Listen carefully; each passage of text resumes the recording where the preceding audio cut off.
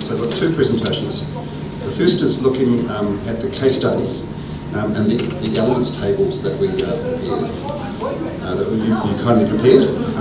And so we've done some analysis of those elements tables, and I'm going to present the results of that, and then we can pause and have a bit of a discussion about that, and then I'm going to move on to the overall country system material. So the two things to say about both presentations, I guess, are one, these are kind of early results. There's been some data quality issues which I'll be talking to, and some of the material has been a little bit slow in coming through. So we've put together what we could from what we had. So these are early results, and so when you're looking at the material I'm presenting, I want you to take off your kind of country hat and think about it at a kind of a cross-country system level, and what are the lessons and themes that come through for the project as a whole, because this is going to take us into the discussion this afternoon. So if you do have some comments, I don't want to hear from you directly in this session that we've got your country wrong in some way. I mean, come and see me afterwards and we can talk about that. What we want to focus on is, what does this tell us for the role of regulatory management in Asia Pacific countries generally? What does it tell us about sequencing, about mixed approaches, those sorts of things? So just suspend your kind of individual country hat a little bit and think about what this tells us more generically.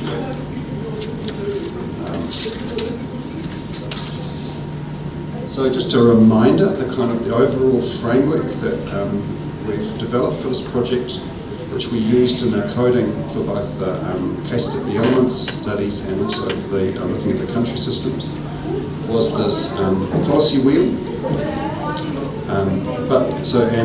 You have in the middle of that, so the blue boxes are your classic kind of stages of a policy cycle that you find in any policy textbook. And there's an analogue to that, the regulatory policy, and the questions that each stage is addressing are in the black to the sides, and you can see that. So that takes you through your classic kind of individual policy elements. But policy doesn't exist in a vacuum, and so you have, around that, the supporting elements in terms of transparency, accountability, and so on. And that's come through as a theme. Where's the pointer of this thing? So that's come through as themes. And the third is you need, as well as the individual kind of instruments, you also need institutions. I think we had an interesting discussion just before the break about political leadership. And it's not about consensus. Political leadership is about, regulatory reform is about breaking eggs in order to make an omelette. There's never going to be consensus about that because the eggs are going to get broken. So there's a discussion about what sort of institutions do you need, and that's both the formal institutions, the lead institution, and the role of lead institution, as well as political leadership, which is both direct and in some cases expressed through good regulatory principles. Can I just add to this, because it was in the front of my paper, but Hank's intervention about Singapore has really made it much clearer, I think, about the Singaporean system, and I think it's good to think about this, is that the regulatory management system, so a national system like this, is nested in a bigger system. And I think what Singapore's brought out very clearly is around this is the overall public sector governance system.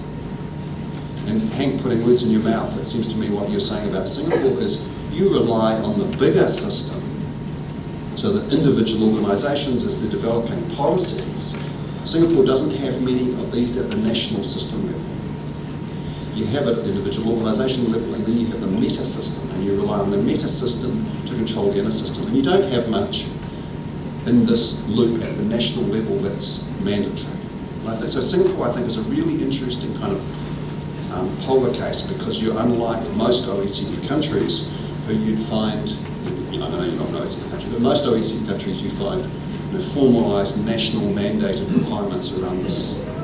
So I think when you're thinking about this, you've got your elements of your policy cycle, you've got your supporting practices, you've got your institutions, both bureaucratic and political.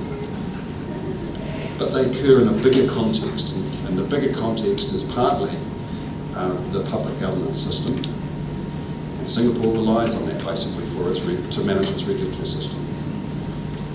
Hank, I think, articulated that really clearly yesterday. And you've also got your kind of your overall, what's your overall political and economic strategy that's driving regulatory reform. Regulatory reform is just a means to an end. What's the bigger end you're trying to achieve? And for different countries, you're at different stages. New Zealand, Australia used to have significant SOEs into the 1980s. We privatised those quite early. SOE reform isn't a big part of regulatory reform in New Zealand, Australia anymore. For Vietnam, it was a much more important interface, and so where you start from changing it. So this is the basic framework that we've used in this work, and I think it's kind of stood up to that, to its use. So we asked you to, when you did your country case studies, individual case studies, we asked you to code what role the full national system played in that case study, and we asked you to put it on a scale. So the key kind of points of that were, because when you look at your country system, it doesn't tell you about which elements are particularly effective. Because it's a system, it's hard to attribute which bits work. So the point of the elements table was to start to unbundle which elements added value where. And so the case studies are about bringing out which elements made a difference in that case. And the beautiful thing about having 10 cases across 10 countries doing 2 cases, you've got 20 observations. And so with 20 observations, you can start abstracting from individual countries and you can start thinking about generalisability. But you can do it in a way that's tractable. So that's what the elements tables were about. And then based on that sort of analysis, we can draw out what elements of the RMS add most value. And is that true for all countries, or is it only true for more developed countries? And that, different things important for developed as opposed to developing countries. And so that gets you into a question that Pons keeps posing about the quality of the RMS and how the quality of the RMS matters. So that's why we had this work on elements tables. And just a reminder, so you've got your big policy, your policy cycle elements, and there's 6 of them. You've got your 3 supporting practices, and you've got supporting institutions. And we asked people to mark them on a Likert scale, and we deliberately gave you 4 options. We didn't give you the middle point. You had to put your penny down. Was it significant, very significant, significant, not very significant, not significant? We didn't give you the middle option, sort of, because people will always go to see. So we wanted people to mark on the same scale so that we could then go across countries.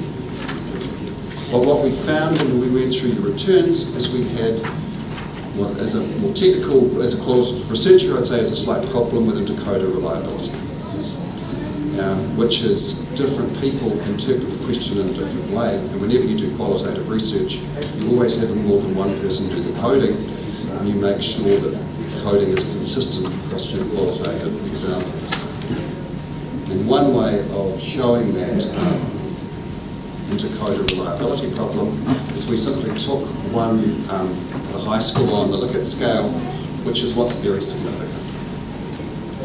And you can see different countries scored them quite differently. So at one end, in the Japan case studies, none of the elements were very significant. In the other extreme, Singapore, everything was very significant. And so clearly people are interpreting the results differently. So we've got to kind of build another loop into the process, I think, which is we will have a go at, from the centre, at doing the case studies and come back to you and saying, here's our take, putting all the country case studies on the same scale. Here's our take on where we think your country is. So we'll use yours as an input into that, because some of you have signalled quite clearly which you think are important. We'll try and get them on a common scale. So we'll come back to you, as we did with the national coding, with this is how we've recoded your case studies to get them consistent across all countries, because we want to draw out which elements added the most value, and to do that we need consistent, reliable data across cases. So that's a kind of a brief caveat that you're going to be seeing some rework from us come back to you. That's assuming we get some resources for this, because it's a bit of unplanned work. But I thought, just withhold your kind of critical facilities and just sort of, let's see the patterns that people reported to us in the paper. So hold your critical judgment about the quality and the reliability of it, because we're going to fix that up in the next loop. Just think about what the patterns are here, because I think it's still instructive to see, can we see patterns? And the beautiful thing about groups of people is different people bring different perspectives, so you will see some patterns that I and the researcher that did the work for me can't, and so I really want to hear from you as we go at the end of the session, just to kind of see others and patterns you see. So there's a number of, we're deliberately not cutting this by country, because the point of the elements tables is not country by country, it's to look component by component, element by element, to see which has the most value. So the first question we asked was looking instrument by instrument, so the policy cycle elements, which is in blue, and you can see. So think about the policy cycle elements. Interestingly, a lot of people said they weren't very significant, and then significant, very significant, as opposed to supporting institutions, which came through very strongly as very significant. And that's consistent with the discussions we've had over the last 2 days, the role of institutions. You can have political leadership, but if it isn't the bureaucratic capability to execute it and drive it through, it won't happen. Governments can set themselves targets, goals, they can create measures and balance scorecards, cows come home. Unless there's people in the bureaucracy in charge of driving it through, it won't happen. So that's the role of your supporting institutions, and that came through quite loud and clear in these results here.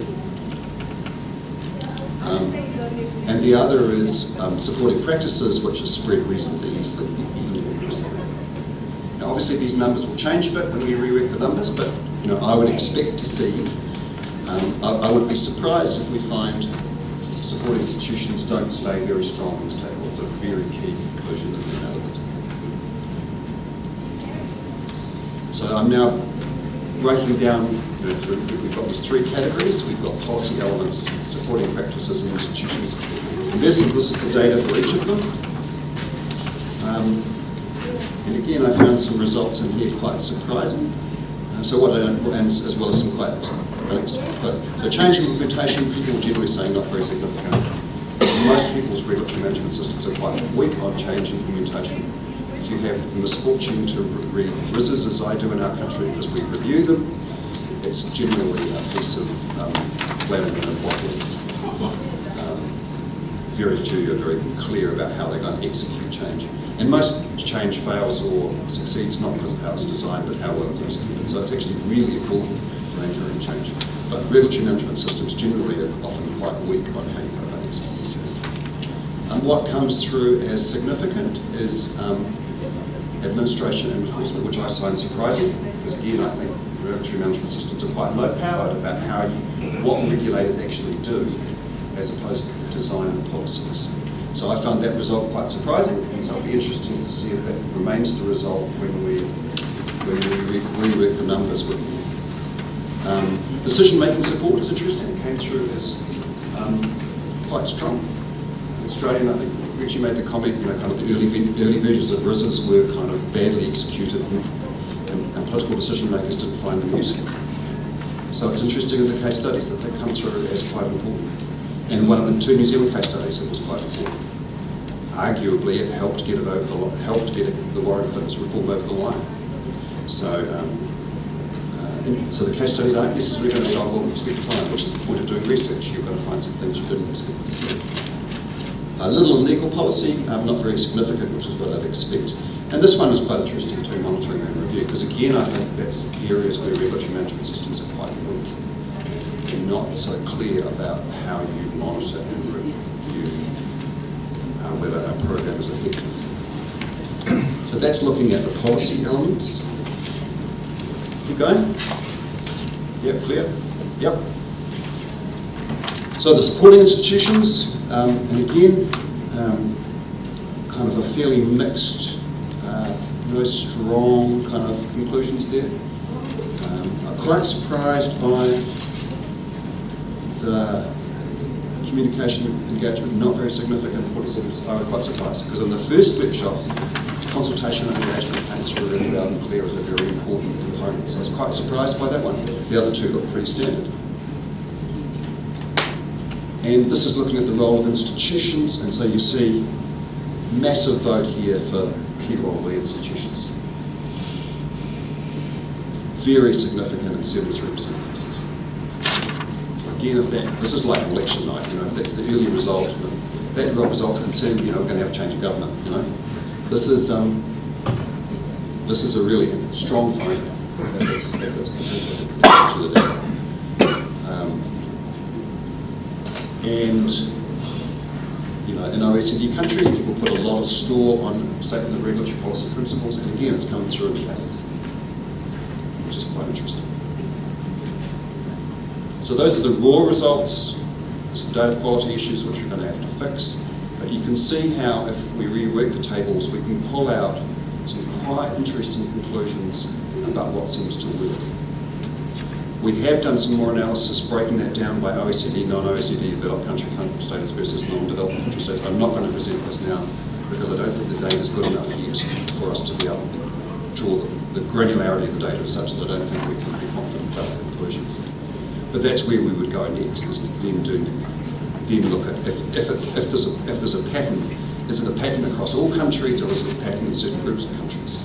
Does the political regime make a difference? Does Westminster or British-based legal systems as opposed to non-British-based legal systems? So we can look at different combinations to see if they're consistent or not consistent. So that's the value of the elements tables to research. So when you get the request back from me and Killian to look at what we've done, I request that you take it seriously because it's a key input to the project to answer one of the research questions, which is which elements of the regulatory management system add the most value. That's what we're doing. This is not a piece of compliance. This is an important piece of regulation so that the project delivers on one of its key questions.